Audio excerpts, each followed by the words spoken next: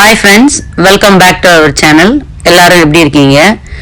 இன்னைக்கு நம்ம பார்க்க போற ரெசிபி வந்து சாமை சிறுதானியங்கள் வரிசையில சாமையை யூஸ் பண்ணி ஒரு பொங்கல் பண்ண போறோம். இதை நீங்க வந்து பிரேக்ஃபாஸ்ட்டுக்கும் பண்ணலாம், டின்னருக்கும் பண்ணலாம். வாங்க எப்படி பண்றதுன்னு பார்க்கலாம்.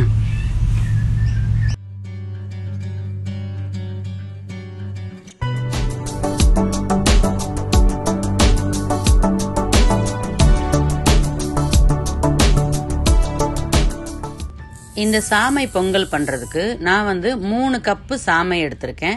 1 கப் வந்து பாசிப்பருப்பு மூங் தால்னு சொல்லுவோம் இல்லையா, அதை எடுத்து நான் இன்னைக்கு வந்து ரைஸ் குக்கர்ல பண்ணியிருக்கேன்.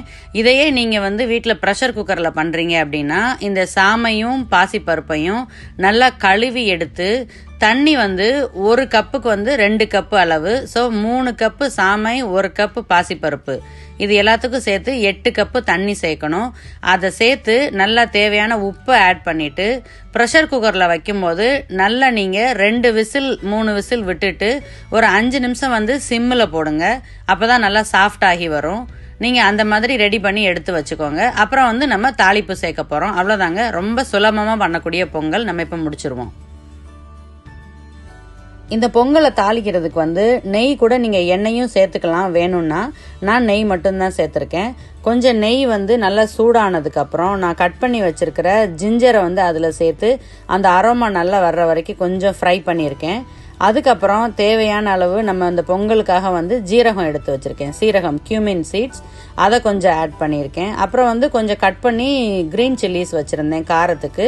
உங்களுக்கு தேவைன்னா ஆட் பண்ணிக்கோங்க, இல்லைன்னா விட்டுருங்க. நான் வந்து கொஞ்சம் சாப்டு கிரீன் சில்லிஸ் ஆட் பண்ணியிருக்கேன். அப்புறமா கறி லீவ்ஸ் கொஞ்சம் சேர்த்துருக்கேன். மிளகு வந்து பொங்கலில் முழுசாக போட்டோம்னா நம்ம எடுத்து வச்சிருவோம், சாப்பிட மாட்டோம். அதனால நான் எப்போவுமே வந்து கிராக்டு பெப்பர்ஸ் தான் யூஸ் பண்ணுவேன், உடைச்ச மிளகு தான் யூஸ் பண்ணுவேன். அதை நான் சேர்த்துருக்கேன். இது எல்லாம் சேர்த்து நல்லா தாளித்த உடனே பொங்கலில் போட்டு நல்லா மிக்ஸ் பண்ணிடுங்க. அவ்வளோதாங்க, சுவையான ரொம்ப சுலபமாக பண்ணக்கூடிய சாமை பொங்கல் வந்து நமக்கு ரெடி ஆயிருச்சு. இந்த சாமை பொங்கல் வந்து உங்களுக்கு டிஃபனில் நீங்கள் வந்து டின்னர்லையும் யூஸ் பண்ணிக்கலாம், அல்லது பிரேக்ஃபாஸ்ட்டாக சாப்பிட்ணுன்னாலும் நீங்கள் யூஸ் பண்ணிக்கலாம். இதுக்கு வந்து தேங்காய் சட்னி அல்லது தக்காளி சட்னி, சாம்பார் 2 சேர்த்திங்கன்னா ரொம்ப டேஸ்ட்டாக இருக்கும்.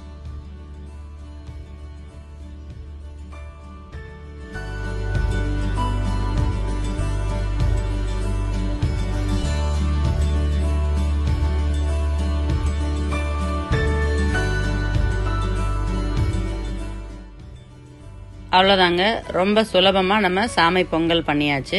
ஹோப் இந்த வீடியோ உங்களுக்கு யூஸ்ஃபுல்லாக இருந்திருக்கும்னு நினைக்கிறேன். இன்னொரு இன்ட்ரெஸ்டிங்கான வீடியோவில் உங்களை மீட் பண்ணுறோம். இது வரைக்கும் எங்கள் சேனலை நீங்கள் சப்ஸ்கிரைப் பண்ணலைன்னா மறக்காமல் சப்ஸ்கிரைப் பண்ணுங்கள். உங்கள் ஃப்ரெண்ட்ஸோடலாம் ஷேர் பண்ணிக்கோங்க.